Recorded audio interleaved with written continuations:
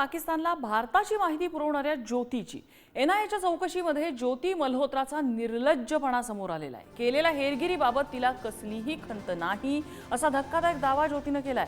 देशद्रोहाचे गंभीर आरोप असतानाही ज्योतीला पश्चाताप नसल्याचे यातनं समोर येत आहे। चुकीचं काहीच केलं नाही अशी भूमिका तिने घेतलेली आहे। ज्योती मल्होत्राचं आयएसआय पाकिस्तान कनेक्शन उघड झालंय, मात्र तरीही तिला कसलाच पश्चाताप नाहीये। ये तो मेरे को नहीं पता जी किस चीज का शक लगा, मेरे को तो कुछ बताया नहीं।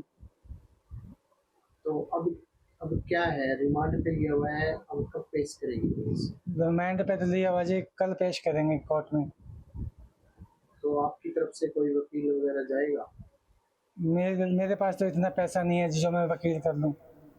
तो आप क्या अपील करते हैं? मैं तो सरकारी वकील लेना चाहता हूँ, मेरे को सरकारी वकील दिया जाए।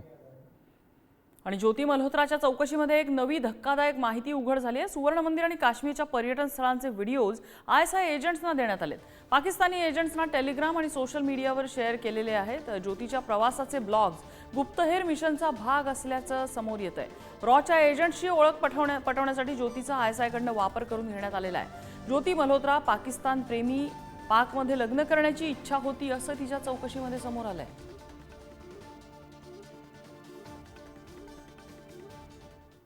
आणि या ज्योतीचा तपास सुरूच आहे। तिच्या तपासामध्ये कोणती नवी माहिती समोर आली आपण ते एक बघूया।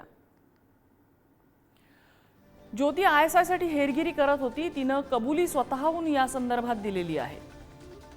मला कसलीही खंत नाही, कसलाही पश्चाताप नाही असंही ती तोंडवर करून सांगतेय।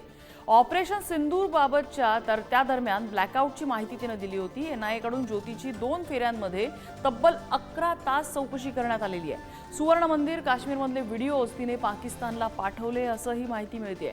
टेलिग्राम आणि इतर सोशल मीडियावरनं हे फोटोज आणि व्हिडिओज तिने पाकिस्तानमधल्या आयएसआयच्या एजंट्स सोबत शेअर केलेत। तिच्या प्रवासाचे ब्लॉग्स हे सुद्धा गुप्तहेर मिशनचाच भाग होता अशी धक्कादायक माहिती कळते। आयएसआय एजंट अली हसन सोबतचे व्हॉट्सअप चॅट्स समोर आलेले आहेत। भारतीय एजंट्सची ओळख पटवण्यासाठी तिचा वापर केला गेल्याचा या प्रकरणात संशय आहे। ज्योतीची पाकिस्तानमध्ये लग्न करण्याची इच्छा होती असंही तिने या तपासादरम्यान सांगितलेलं आहे।